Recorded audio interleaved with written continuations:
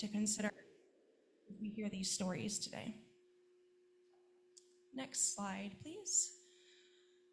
So before I begin telling these stories, I want to start with a little bit of a game. I have 5 different little trivia questions just to prime the pump. Can anybody tell me the name of the section labeled 1 and the section labeled 2? Those are parts of Palestine. Can anybody name them for me? If you know them, just shout them out. Close. The opposite. So number 1 is Gaza, and number 2 is the West Bank. So that 1 is, no one is allowed to go in or out of Gaza. And 2, the West Bank, that's where we spent a lot of our time. So that's just a quick little geography quiz, just so we know where we're talking about. Okay, next slide, please. Which one is a tenet of Palestinian liberation theology? A, inclusion, B, justice, C, nonviolence, or D, all of the above? D, yes. Great job, y'all. These are the 3 pillars of Palestinian liberation theology. These are how Palestinians, this is how they live their embodied experience. This is how they try to go about their daily lives and interacting with people, even if the people that they're interacting with are hostile or prejudiced against them. Next slide, please. Okay, this is kind of a tricky question. What kind of passports do Palestinians have? A, Israeli, B, Palestinian, C, UN, or D, none? Yes, and you'll hear this a lot, it's complicated. So there are some Palestinians who are citizens of Israel. So they would have an Israeli passport. However, that's a very small number. Most Palestinians do not have a passport. They are granted travel permits by the Israeli government. And it causes a lot of confusion when Palestinians try to travel abroad because they hand over their documents and the passport control person is like, what is this? I don't know what you're handing me. And it's just a long process of explaining, I'm Palestinian, these are my travel documents, I don't have a passport. It's a whole process. Another confusing thing is that some Palestinians also have a Jordanian passport. The West Bank used to be part of Jordan, and Jordan has extended citizenship to Palestinians. And so some have a Jordanian passport, but it is not exactly like a regular Jordanian passport. And so again, it just causes a lot of confusion and frustration when trying to travel anywhere. So it just makes lives harder, and a lot of Palestinians have family abroad, and it means they don't often get to see them. Next slide, please. Okay, this is our last one. No, I have the second to last one. If charged with a crime, Palestinians go to civil court. True or false? False, yes. Palestinians live under and would be charged under military law. So they're not tried as civilians, they're tried in a military court. Next slide, please. Can anybody tell me the 2 differences between these roads here? Other than, one is nice and paved, and the other one is more of a dirt road. Can anybody tell me what the differences might be of the roads? What? I hear some mumbling. Sorry? Sort of. So the nice paved road that we see on the right is a Israeli-only road. If you have an Israeli license plate, you can travel on that road. If you do not have one, if you are Palestinian, you get to travel on this dirt road that is, I mean, obviously there's a huge difference in infrastructure. The Palestinian roads, as you can kind of see on the background, are super circuitous and hilly. And so while it would take Israelis just a few minutes to get from point A to point B, Palestinians have to drive all the way around, and it takes them a whole lot longer. Okay, if you have any questions, hold on to them. Write them down. We will have a Q&A at the end. I promise there will be a time for questions. Okay, so one of the first people that we got to meet is the Reverend Dr. Mitri Raheb. He wrote this great book, Decolonizing Palestine. I have a copy of it here if you'd like to take a look at it. He is a Palestinian born and raised in Bethlehem. He's also a Lutheran pastor, and he is the founder and current president of Dar al-Khalima University. Dar al-Khalima focuses on Palestinian arts, culture, and design. They understand culture as a tool for social transformation. Mitri Raheb conveyed to us that so much of occupation is erasure of people, of place, of story, and of culture. And so their work at Dar al-Khalima is to push back against that erasure and to reclaim their narrative through art and design, and especially through film. Film is one of the ways that Palestinians have been able to share their voices internationally. Can we go to slide 10? So part of the building of the university is an art gallery to share the work of the students and other Palestinian artists. This is one of the pieces at the gallery. I thought it was incredibly stunning, showing the many different scarves of Palestine. You can see in the top right-hand corner the keffiyeh, like the one I'm wearing. And so just honoring the Palestinian culture through art. We can go to slide 11, thank you. So Mitri Raheb shared with us 3 challenges of the Palestinian people. The first is settler colonialism. The aim of settler colonialism is to replace the indigenous people, not to live with them.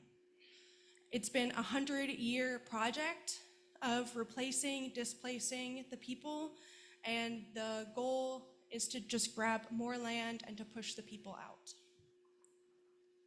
The second challenge is what he called the Israelization of the world. For 78 years, Israel has been behaving as a state above the law, and the US and the UN and all the countries are allowing it. Other countries take example and break international law without any repercussions as well, like Russia taking Ukraine or the United States trying to take Greenland. These are all part of the same process. We can also see this in airports. For example, after 9/11, airports around the world took note of Tel Aviv and the strict security of the Israeli airport and started to build airports just like them. Another striking example is Israel built a wall, and then the United States decided to build a wall. And as has been in the news recently, ICE is trained by Israeli forces. They use Israeli tactics and legal terms as protections for their own legal violations. So this isn't just isolated in Palestine, it also impacts us here in the US. The third challenge that Palestinians are facing, according to Mitri Raheb, was the militarization of the region and the world. Israel has a hegemony over the Middle East and is actively working to destabilize the region one nation at a time. It works with American politicians to destabilize the region.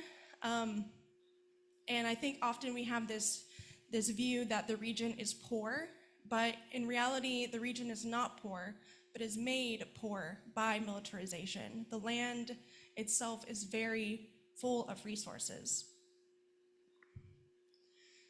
So after we heard those three challenges of the Palestinian people, he also shared with us three signs of hope that he saw. First, he noted that settler colonialism isn't really working. The Palestinians are much more resilient than expected. He talked about how in the Beatitudes, we often hear it as Jesus says, "The meek shall inherit the earth." But really, the word is eretz, land. The meek shall inherit the land. And he said, empires in Palestine have come and gone, but the people remain on the land. The second sign of hope is the increasing popularity and spotlight on Palestinian liberation theologies.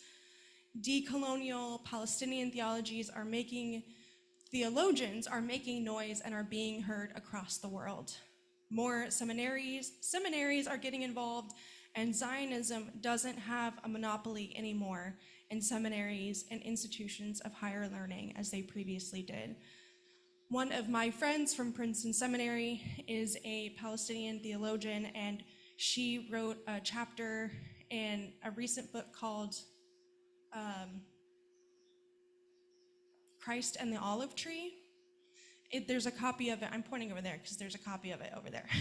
So if you're interested in reading it, it's a great book. The third sign of hope is what he calls the rise of global Palestine. Israel has lost a lot of its soft power, and that is because of social media and young people. The encampments are pushing the realities into the headlines. Moreover, the watermelon has become kind of a universal symbol for solidarity with Palestine. And again, the film industry has been a huge player in this. For example, No Other Land. I don't know if folks are familiar with the movie. It's a Palestinian-directed film, documentary, and it recently won an Oscar, I think last year. They're also seeing a striking number of countries coming in to be in solidarity with them, especially those countries who themselves have suffered under settler colonialism, like South Africa and Ireland. Mitri Raheb ended his time with us by saying, while there's a lot of hopelessness among people in Palestine, we can look with hope as Jesus would have. He said, there are cracks in the wall, and it is our job to keep chiseling away to let the light in. Can we go to slide 12, please? So another place that we went and visited is this bookstore called the Educational Bookstore in East Jerusalem. It is run by Ahmed Muna. You can see him in the orange, kind of in the top right-hand corner. His father and grandfather founded the bookstore. They have two locations, one that mainly sells Arabic literature, and the other one sells books and graphic novels and pretty much anything you're looking for in all different languages. That one caters more towards the international community in East Jerusalem. Their main mission is to promote the Palestinian story, and so they have topics from food to politics, history, and fiction. But the main story he wanted to tell us about was a raid that he experienced on February 9th, 2025, so just about this time last year. The reason for the raid was incitement. The Israeli police came in and they spent about 2.5, 3 hours looking through the bookstore, damaging books and shelves. Despite the claim that it was inciting, these police officers could not read many of the titles. Since they were in English and German and French, these policemen only spoke Hebrew, and so they didn't know what they were looking at. They asked Ahmed to translate for them, and he said no, and so they were trying to use Google Translate. Yeah. Ahmed said, if I am inciting, all of the book publishers are inciting too. Harvard, Duke, Princeton Press, Penguin Random House are all inciting. I'm just selling books. By the end of their raid, 300 books were confiscated and Ahmed was arrested. He was detained for 8 days under administrative detention, which means that they didn't charge him with anything. He was simply put in a cell. And during this time, police kept trying to find evidence so that they could continue to charge him with incitement. However, they found none. And so they downgraded the charge to disturbing public order, which is a very broad charge. This is all part of a larger tactic by the Israeli state to disrupt educational and cultural institutions. Schools and other cultural institutions are regularly raided, students are arrested, and this happens nearly every day and has been for the past 2 to 3 years. Schools are taken to court for not teaching strict Israeli curriculum. Children are stopped by the IDF and they have their bags searched for contraband material. And Palestinian curriculum itself is confiscated, and the schools who are found with them will lose their funding, what little they have. So despite these threats and the intimidation, Ahmed and his family continue to keep their bookshops open.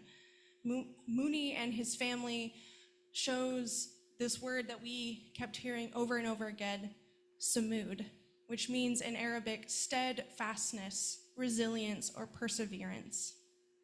And it's part of the nonviolent resistance against the occupation that the Palestinians do day in and day out. Next slide, please. This is a picture of one of the walls at Al-Khair, a community in a rural part of Palestine.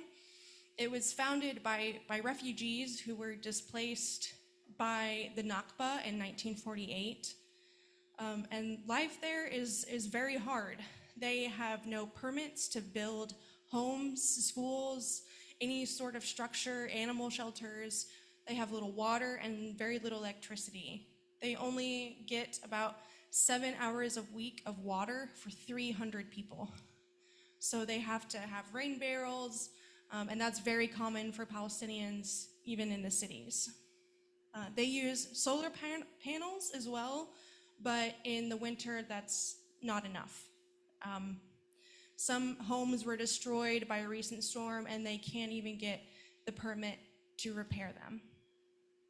There are even demolition orders against some of these homes.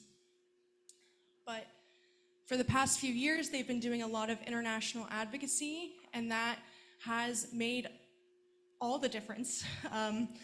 It reached the US Congress, and the American Embassy intervened to reconnect some of their water and electricity. Because of this advocacy, 14 demolition orders on homes were prevented. Means 100 people got to keep their homes. Can we go to the next slide, please? So after we met with some of the community leaders, I didn't, but some of us played soccer. And it was just a really beautiful, joyful moment of getting to play soccer with the kids from the community, and they absolutely smoked us. The soccer field is such an important part of the community for them. It's just a place where they can have fun and be kids and just live normal lives. But in this picture, it's kind of hard to see, but can you notice anything in the background? Notice anything in the hills? Yeah, there are like trailers back there. Can we go to the next slide, please? These are Israeli settlements, so they have illegally taken land and put trailers on them to establish claim over the land. And it's kind of hard to see too, but in the little right or left-hand corner, yeah, thank you, there's like a few little dots. And can we go to the next slide and I'll show you what those are? Those are IDF soldiers that are constantly guarding the settlements. And this is very common for settlements. These soldiers, as you can kind of see, have automatic rifles and pretty much have carte blanche to do whatever with zero repercussions.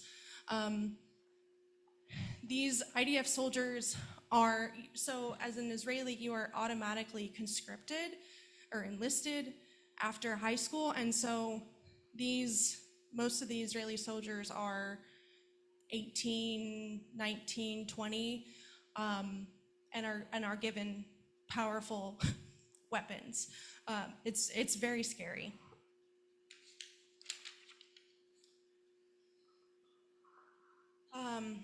Can we go to the next slide, please? So while we were playing, I don't really know what happened, but the ball got kicked too hard and it went over the ledge of the soccer field. And usually, you know, if you kick your soccer ball into your neighbor's yard, not that big of a deal, right? You just go in and get it, or they throw it back over. Not here. So the kids were too afraid to go get the ball because it rolled under this little barbed wire demarcation.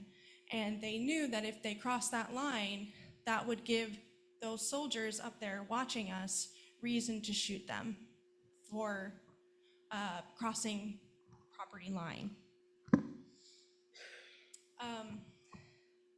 And then after we left, there was an increase in tensions between the Palestinians and the Israelis. Can you go to the next slide, please? So they had, just a few days after we were there, put down turf, made it a really nice soccer field for these kids to play in. And that made the settlers really mad. They tried to get the military to condemn and destroy the soccer field, and they put up a bunch of flags all around the soccer field just to visually claim the space. Can we go to the next slide and play the video? Here's a video from one of our friends living at Al-Khair showing us what's going on there. He said it feels like a noose is tightening around their neck every day.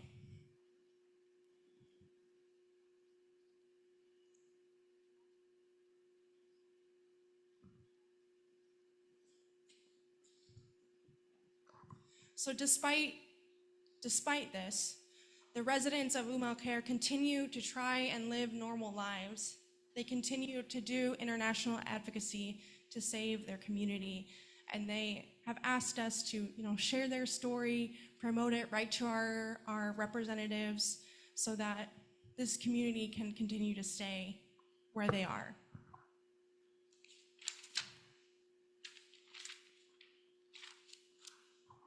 Can we go to the next slide, please?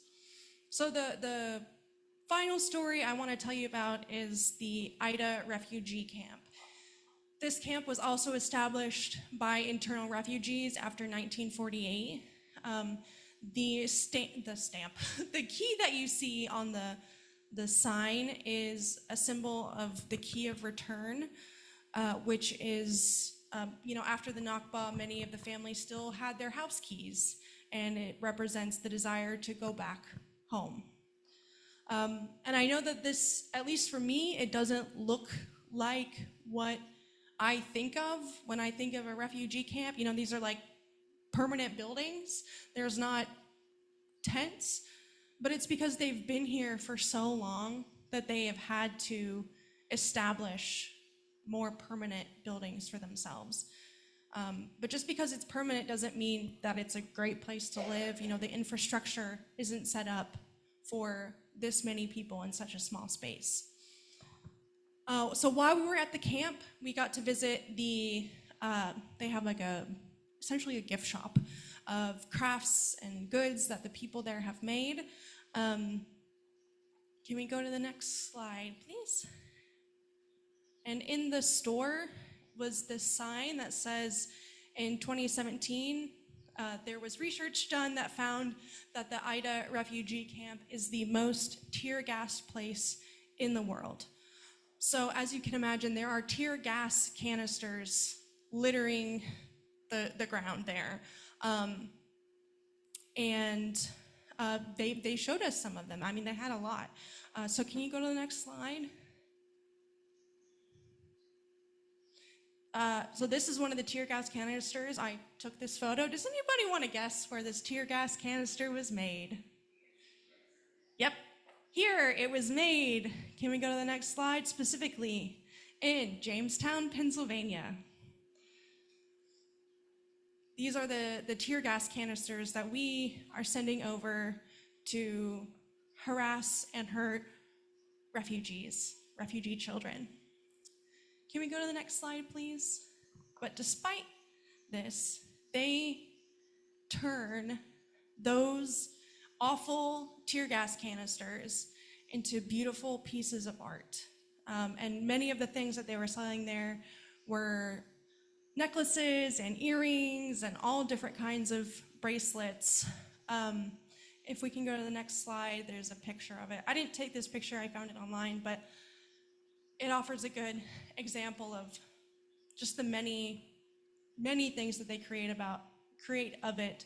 And I think it really just shows the creativeness and the samud of the Palestinian people.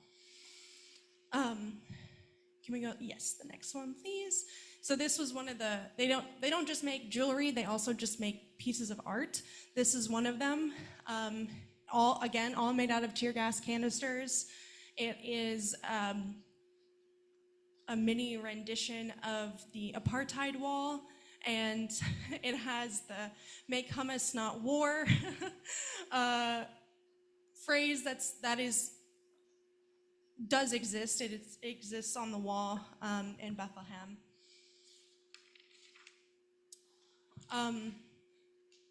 So they turn what was meant to harm into beauty and pieces that show life.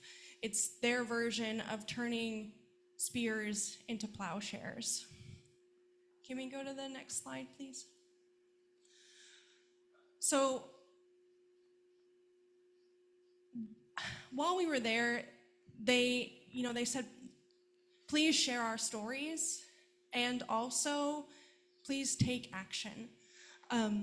Pulling from our Isaiah passage today, is this not the fast that I choose? To loose the bonds of injustice, to undo the straps of the yoke, to let the oppressed go free, and to break every yoke.